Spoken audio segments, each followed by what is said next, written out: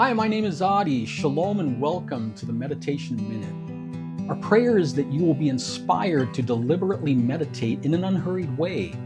This week, our Torah portion is Nitzvim, meaning standing, and our New Testament reading is from John chapter 12, verses 41 through 50. From our Torah portion, we read Deuteronomy 30. When the time arrives that all these things have come upon you, both the blessing and the curse which I have presented to you, and you are there among the nations to which Adonai your God has driven you, then at last you will start thinking about what has happened to you. And you will return to Adonai your God and pay attention to what he has said, which will be exactly what I am ordering you to do today, you and your children. The connection I made during my meditation led me to a fundamental view of the New Testament that has erred over the last 2,000 years.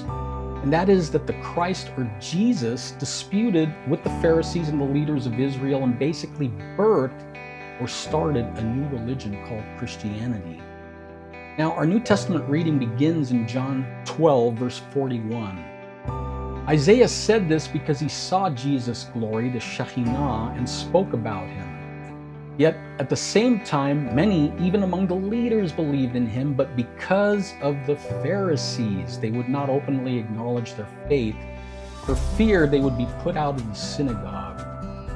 Now, for most of us, our thoughts are conditioned to believe that Jesus was anti-Pharisaical, even anti-Judaism.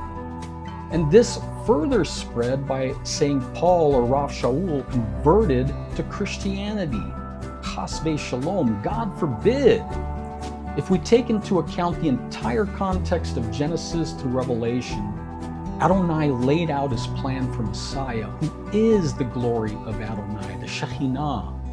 He came through the woman, in other words, birthed into humanity, through which the physical posterity of the Messiah is able to bring creation back into the Garden of Eden, where life exists without sin. And Yeshua's posterity, ladies and gentlemen, comes through Abraham, Isaac, and Jacob, meaning the 12 tribes of Israel or Jacob.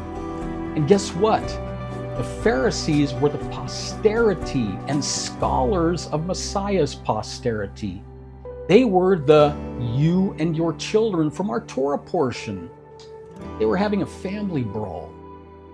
No, Yeshua didn't start a new religion, nor was Paul or Rav Shaul converted to Christianity.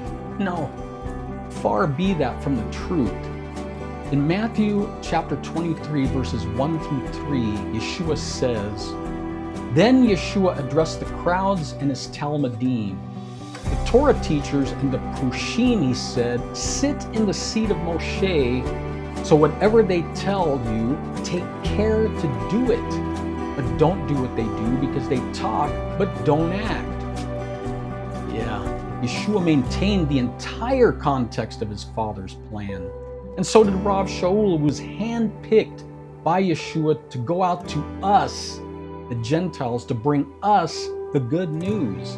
That Yeshua made a way for us to be joined into God's plan and purpose. May our meditations run deep as we pray to unlock the mysteries of the New Testament. Shavua Tov.